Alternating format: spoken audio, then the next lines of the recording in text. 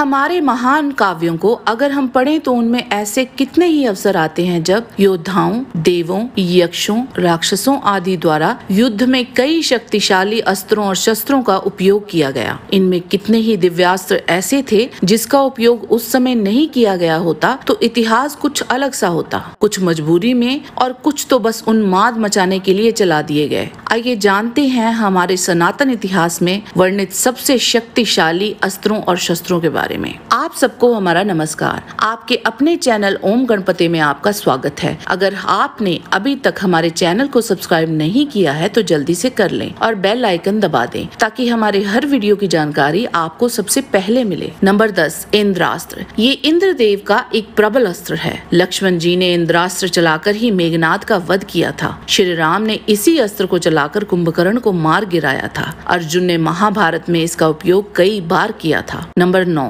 ब्रह्मास्त्र। हमारे सनातन धर्म में ये माना जाता है कि धर्म और सत्य को बनाए रखने के उद्देश्य से ब्रह्मास्त्र का निर्माण ब्रह्मा जी द्वारा किया गया। ब्रह्मास्त्र की चपेट में आने से लक्ष्य पूरी तरह से नष्ट हो जाता है। इसका उल्लेख हमारे वेदों और महाकाव्यों में कई बार आता है। इसकी मारक क्षमता अचूक है। नंबर 8, वासवी शक्ति। इंद्रदेव की ये अमोघ शक्ति उन्होंने कर्ण के कवच और कुंडल के बदले दी थी, पर कर्ण इसका उपयोग सिर्फ एक ही बार कर सकता था। इसी से कर्ण ने घटोत्कच का वध किया था। नंबर 7, रौद्रास्त्र। स्वर्ग लोक में अर्जुन ने इसी अस्त्र का उपयोग कर हजारों काल के दैत्यों का वध किया था। अर्जुन इस अस्त्र को कर्ण पर भी चलाने वाले थे, पर उसी समय कर्ण के रथ का पहिया भूमि में धंस गया था, इसीलिए अर्जुन ने इसको वापस ले लिया था। श्री राम ने इसका उपयोग कुंभकर्ण पर किया था। नंबर 6, वज्रास्त्र। देवराज इंद्र का वज्र एक दुर्जय और अत्यधिक शक्तिशाली शस्त्र है। एक बार चलाने पर इससे इतनी ऊर्जा निकलती है जो लाखों प्राणियों को क्षण भर में भस्म कर सकती है। इंद्र ने इसका इस्तेमाल कर वल और वृत्र जैसे अति बलशाली राक्षसों का वध किया था। बाल हनुमान को भी इसका उपयोग कर अचेत कर दिया था। रामायण में ये अस्त्र श्री राम और लक्ष्मण जी के पास था और महाभारत में अर्जुन ने इस अस्त्र को अपने पिता से ग्रहण किया था। वज्रास्त्र को चलाकर ही अर्जुन ने लाखों निवात कवच असुरों का वध किया था। नंबर 5, वैष्णवास्त्र।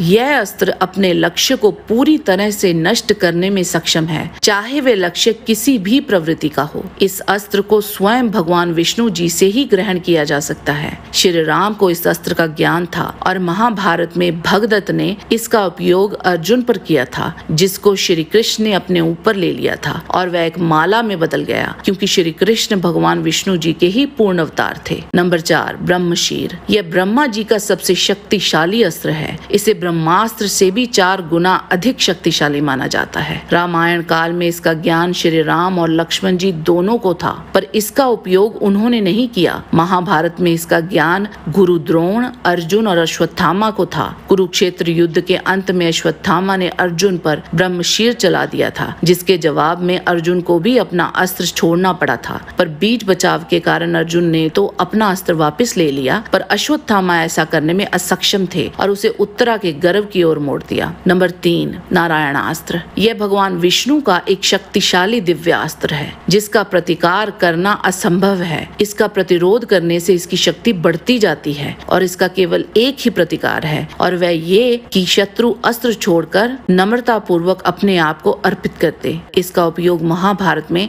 अश्वत्थामा ने पांडव सेना पर किया था। कुछ ही समय में इस अस्त्र ने पांडवों की एक अक्षौणी सेना नष्ट कर दी थी। तब श्री कृष्ण ने सबको इसके आगे नतमस्तक होने की सलाह दी थी। नंबर 2, पाशुपतास्त्र। यह भगवान शिव का एक अति शक्तिशाली अस्त्र है, जो संपूर्ण ब्रह्मांड को पलक झपकने से भी पहले नष्ट करने में सक्षम है। त्रिपुरा 3 अविनाशी दानव नगरों को नष्ट करने के लिए भगवान शिव ने पाशुपतास्त्र का ही उपयोग किया था। इस बाण का निर्माण भगवान शिव ने किया था। महाभारत में इसका ज्ञान केवल अर्जुन को ही था और रामायण काल में श्री राम को यह अस्त्र ब्रह्म ऋषि विश्वामित्र जी से प्राप्त हुआ था। इसका उपयोग मानसिक संकल्प से, दृष्टि से, वाणी तथा धनुष द्वारा भी कर सकते हैं। इनमें से चाहे जैसे भी इसका आह्वान हो, शत्रु का नाश होना तय है। नंबर 1, पहले स्थान पर भगवान शिव का त्रिशूल और विष्णु जी का सुदर्शन चक्र आते हैं। भगवान शिव का त्रिशूल समस्त अस्त्र शस्त्रों से अधिक शक्तिशाली है। इसका प्रमाण हमें महाभारत के अनुशासन पर्व में मिलता है। त्रिशूल के 3 मुख रचनात्मक ऊर्जाओं के 3 रूपों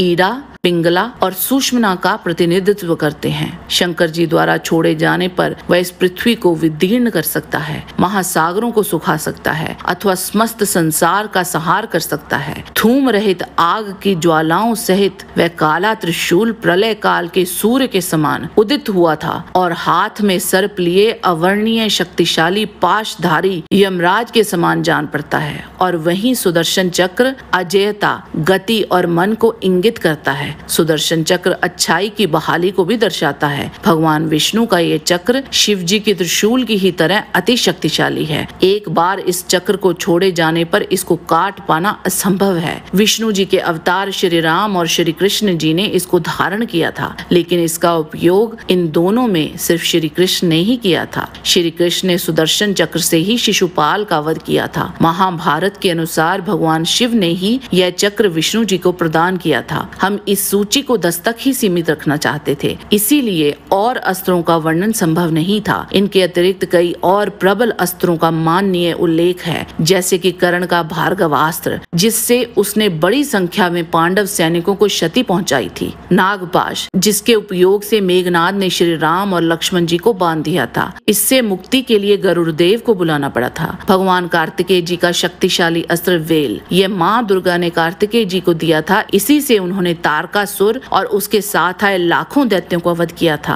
अंजलि का अस्त्र, जिससे अर्जुन ने कर्ण का वध किया था। भीष्म पितामह का प्रस्वापन अस्त्र और भी कई ऐसे अस्त्र, अंतर्ध्यान, आग्नेय अस्त्र, सम्मोहनास्त्र, वरुणास्त्र, व्याव्यास्त्र, गंधर्वास्त्र इत्यादि मुख्यतः इन्हीं अस्त्रों को ही अति शक्तिशाली माना गया। आज के वीडियो में बस इतना ही। जाने से पहले लाइक बटन जरूर दबा दीजिए और वीडियो अच्छा लगा है तो शेयर कीजिए। आपसे फिर मिलते हैं एक नए रोचक वीडियो के साथ। तब तक के लिए आप सबको हमारी शुभकामना। नमस्कार।